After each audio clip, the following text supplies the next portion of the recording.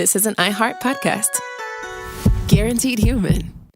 With no fees or minimums on checking accounts, it's no wonder the Capital One bank guy is so passionate about banking with Capital One. If he were here, he wouldn't just tell you about no fees or minimums. He'd also talk about how most Capital One cafes are open 7 days a week to assist with your banking needs. Yep, even on weekends. It's pretty much all he talks about, in a good way. What's in your wallet? Terms apply. See CapitalOne.com/bank. Capital One, N.A., member FDIC. You see it instantly. It's Coldwater Creek, the mark of exceptional workmanship and signature touches inspired by a Mountain West heritage. Distinctive styles created from quality fabrics, silhouettes perfected with just the right drape, feel-good fits offering ease of movement, and thoughtful details to elevate your look. Coldwater Creek's authenticity is embodied in every piece, embracing its confident spirit that carries through to today. Discover Coldwater Creek clothing, designed to fit your life the way you want. For a wardrobe you can count on season after season, visit coldwatercreek.com. Shop the new spring collection at 20% off $75 or more with code IHEART20. Brought to you by the reinvented 2012 Camry. It's ready. Are you? Welcome to Stuff You Should Know from HowStuffWorks.com. This podcast is brought to you by Audible.com, the internet's leading provider of spoken word entertainment. Get a free audiobook download of your choice when you sign up today. Log on to audiblepodcast.com/stuff today for details. Hey there, welcome to the podcast. I'm Josh. Chuck is with me as always. Present? Couldn't live without him. Oh. You put the two of us together, you get a lumpy little podcast called Stuff You Should Know, right, Chuck? Yeah. And that's what you guys are listening to now. And if you are listening to this on its original publishing date, you should be nervous because that means that tomorrow is Friday the 13th. Indeed. And before we really get started, Chuck, I think we should give a proper shout-out to two of our listeners, Cameron Clark and Pari Gabriel. Right, this is actually a listener suggestion. Yes, this is our second one. The first one was body armor. Yes. Yeah, and both Cameron and Pari independently suggested that we do a podcast on Friday the 13th. Right. And we haven't gotten to the bottom of whether or not they were separated at birth or anything like that. But it's a swell idea. It is. So here we are, right? The day before. So, Chuck, I'm a terribly superstitious person. I can't really say that I'm not. But I know people who aren't that still kind of take a little extra measure of caution when Friday the 13th rolls around, right? Are you like that? No, I'm not really that superstitious, and I don't really think about Friday the 13th. It's not even on your mind? No, I mean, I realize it if I look at the calendar, but I don't think two things about it. Gotcha. Okay. Not one thing. I am of less intellect than you. No, you're just more superstitious. That's the same thing. So, Chuck, I guess what I'm trying to say is that there's actually a phobia. There's the genuine phobia. I don't consider myself having a phobia, but there is a phobia on the books. And this is all you, buddy. It is all me, and that word, that phobia, is paraskevidekatriaphobia. That is awesome. Thank you. Very hard. It looks like the alphabet when I look at the word. It is. It looks like the Cyrillic alphabet almost, right? Yeah. It's like all consonants. But that is the actual fear of Friday the 13th, and people actually do suffer from this phobia. True. One of the weird things about it is this particular phobia, paraskevidekatriaphobia, is a completely cultural construct. Right. It's Western.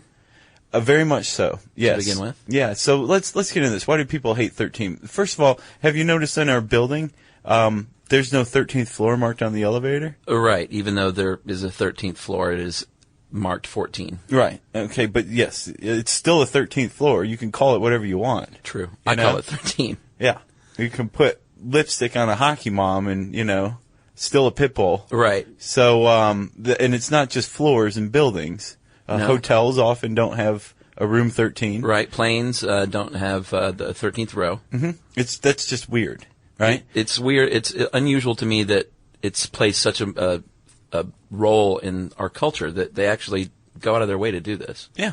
And let me give you one more. Okay. Little League Baseball. Yeah.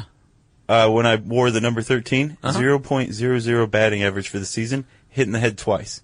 So it's entirely possible that 13 isn't a very good number, Right. possibly an untoward number. Right. It's possible that you stink at baseball, too. That's actually much more likely. But, okay, so anyway, this is old, and like you said, it's rooted in Western culture. And actually, the fear of Friday the 13th is the convergence, actually, of two superstitions. Yeah, 13 and Friday. Yeah, we haven't liked either of those things for a while. Mm-hmm. And it's not just this Western conception of Friday the 13th being a nervous date is actually rooted in Norse mythology, Right. and Christianity. Uh-huh. And they seem very separate, but they actually came together, and one played off of the other to develop this current fear we have. So you want to take it? Well, I can tell you a little bit about the Norse aspect of it. In Norse mythology, there was a hero called Balder, and Balder was killed at a banquet by another god, Loki, L-O-K-I. Did you ever read Marvel's Thor comics? Oh, yeah. Loki was always the bad guy. Yeah.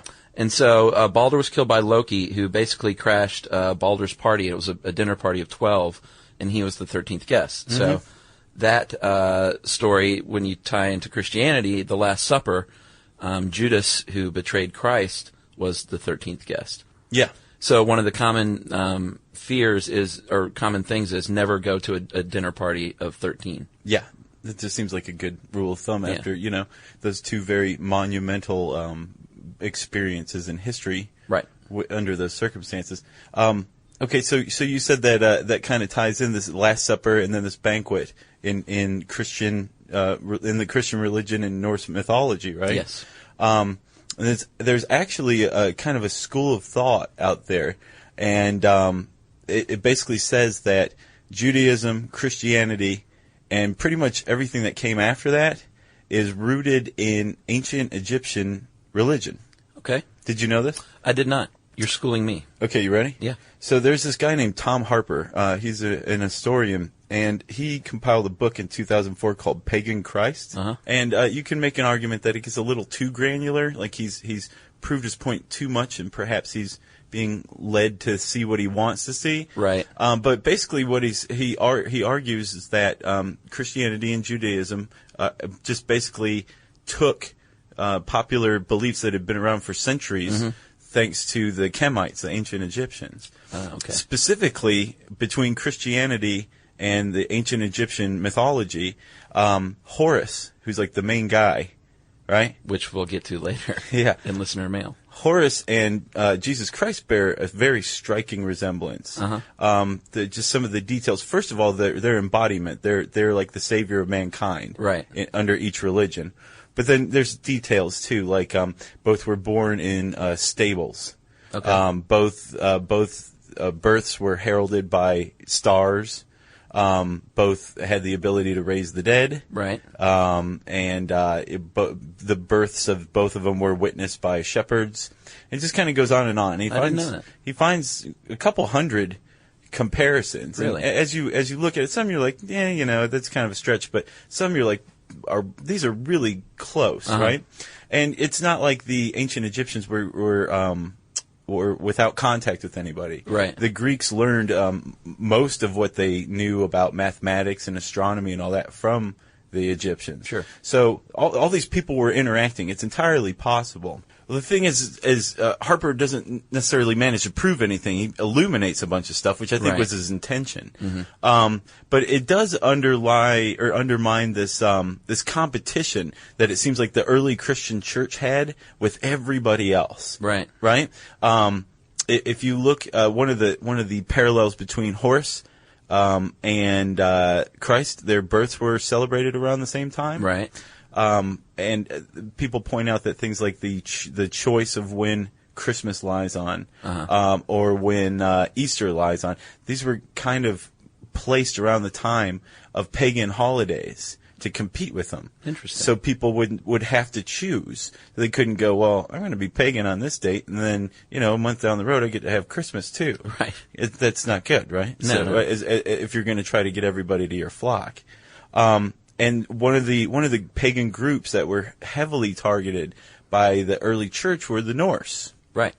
And there's an idea that 13 they already didn't like 13. Sure. But the Norse were also very, they venerated women, and the early church was not big into women having power of any kind. Yeah, that's true. So, Frigga, who was actually Balder, the hero Balder's mother, she used to show up at witch covens.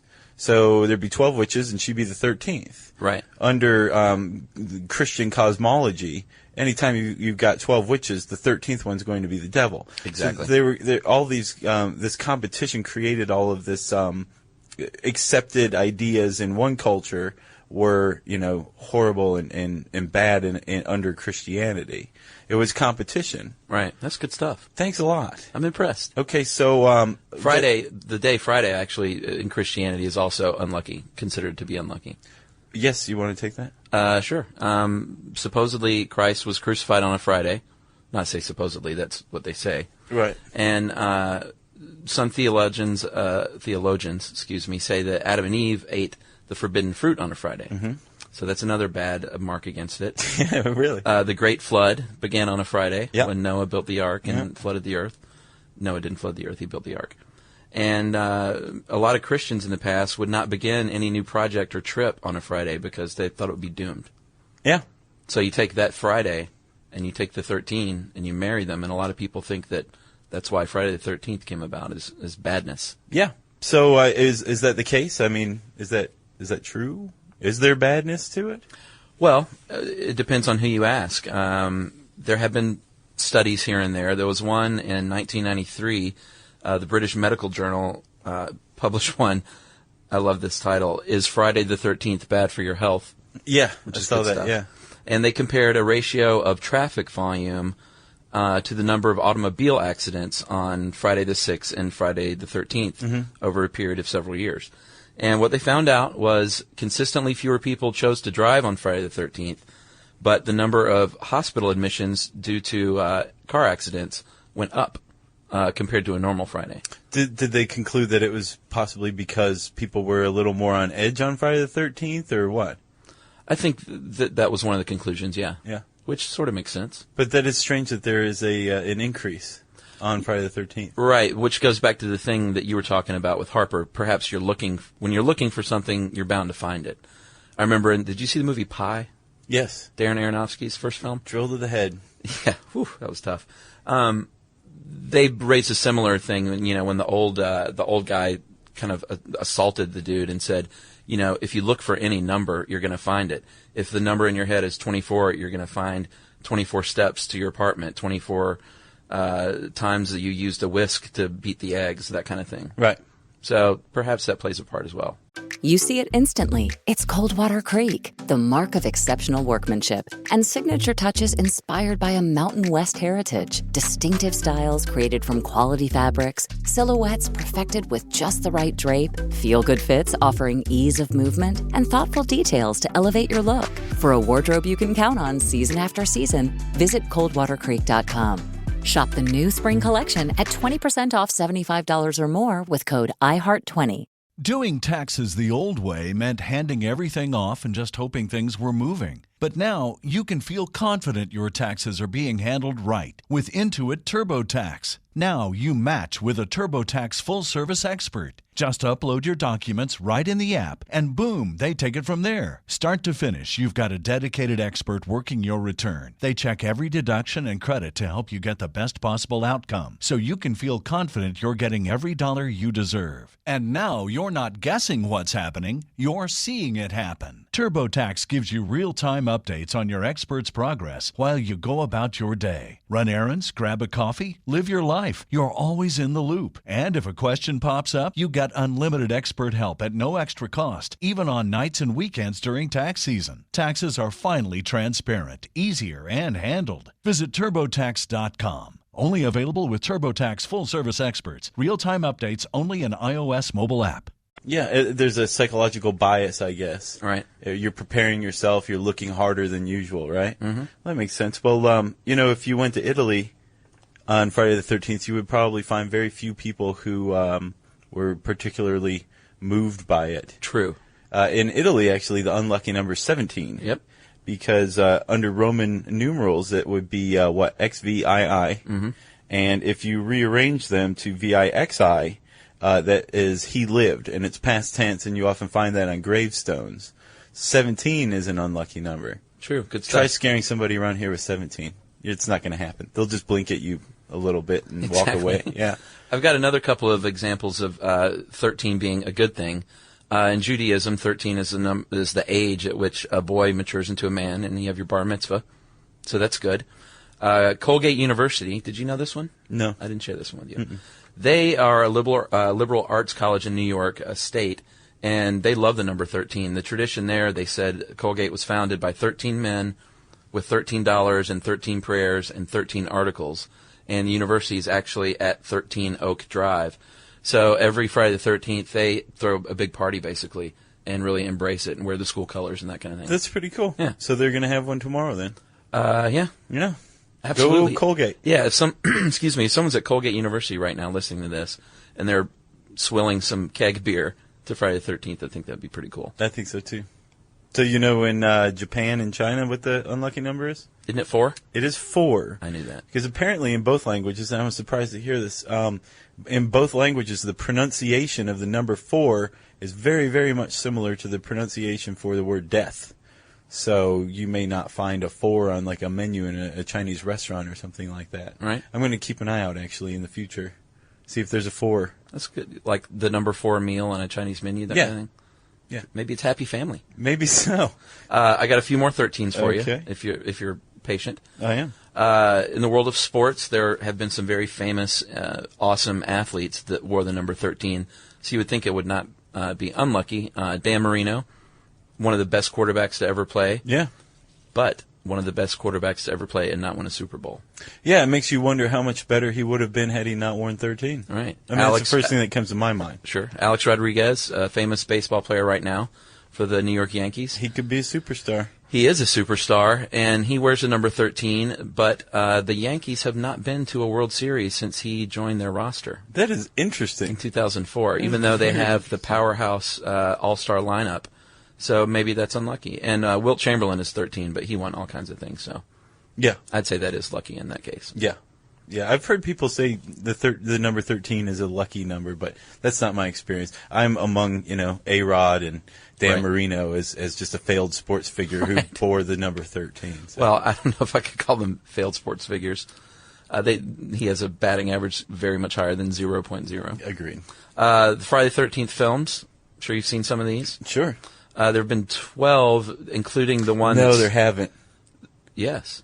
They've made 12 of those? Well, there were 11 original films, including the Freddy versus Jason thing. Yeah. That was pretty much terrible. Yeah. But tomorrow actually is the release of the remake of the original, Yes. and that makes the 4th one in the series to be released on Friday the 13th. Wow. So it's good marketing. So this is 12. This is the 12th one. Surely they're going to make it to 13, right? Well, they're probably going to start remaking them all, I would say, if this is successful. Okay. And this year there are 3 Friday the 13th, actually, which is kind of unusual, and 2 months in a row, February and March, which is very unusual. Yeah. So that's good stuff. I agree. And I got one more for you. Okay. The band Black Sabbath. I love Sabbath. Yeah, we both do. They released their debut album on February 13th, Friday, February 13th, 1970. That seems like something they would do. Yeah, absolutely. Yeah. Isn't that crazy they've been around since 70? Yeah. Isn't it crazy that Ozzy can still walk? Barely. Yeah. Well, that's funny that you bring up the calendar, Chuck, because I've got one last little snippet. Okay. One of the reasons why Friday the 13th is a problem is because we moved to a solar calendar under Pope Gregory, the 5th, I think. Yeah, Greg. Okay, so he commanded that we move to a solar calendar from a lunar calendar. Again, paganism. Right. Because in the pagan culture, in the pagan calendar, there are actually 13 months based on the lunar cycle, which is connected to the menstrual cycle, which again, got to get away from women. There you have it.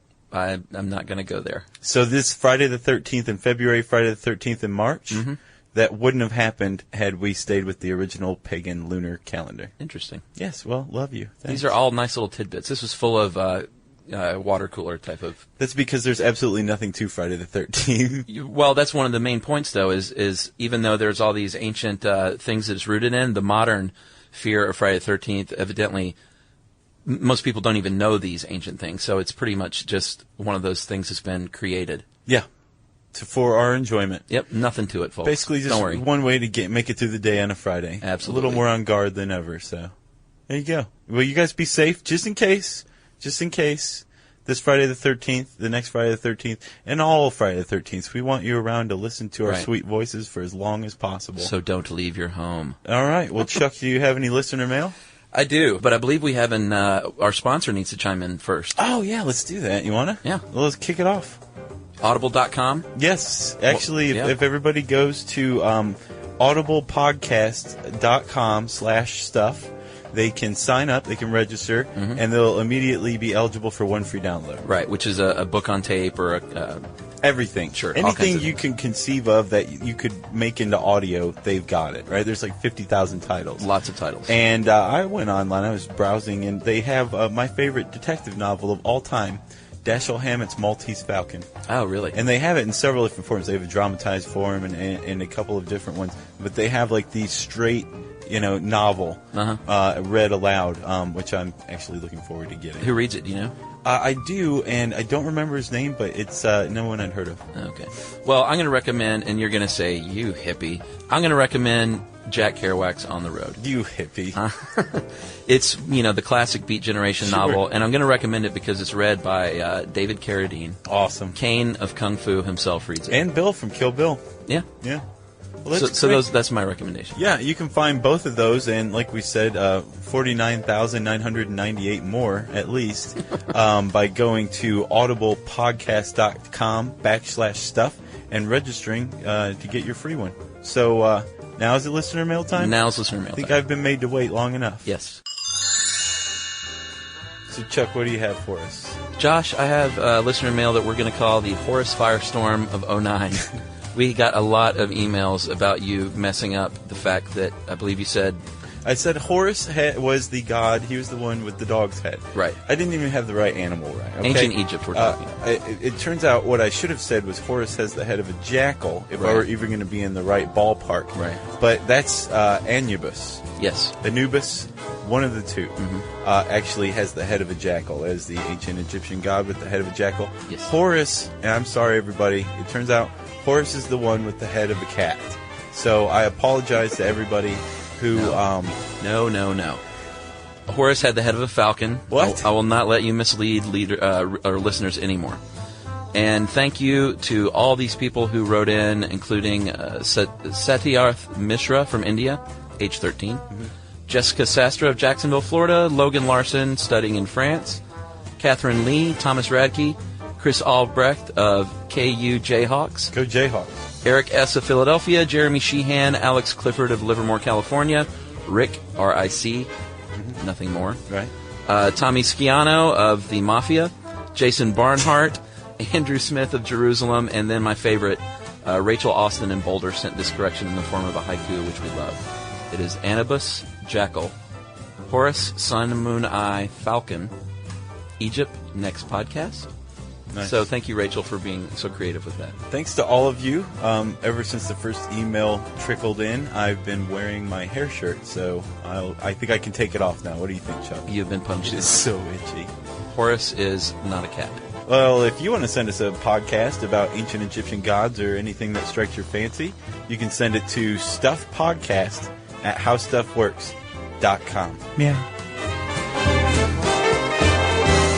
For more on this and thousands of other topics, visit HowStuffWorks.com.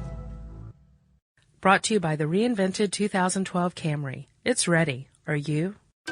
You see it instantly. It's Coldwater Creek, the mark of exceptional workmanship and signature touches inspired by a Mountain West heritage. Distinctive styles created from quality fabrics, silhouettes perfected with just the right drape, feel-good fits offering ease of movement, and thoughtful details to elevate your look. Coldwater Creek's authenticity is embodied in every piece, embracing its confident spirit that carries through to today. Discover Coldwater Creek clothing, designed to fit your life the way you want. For a wardrobe you can count on season after season, visit coldwatercreek.com.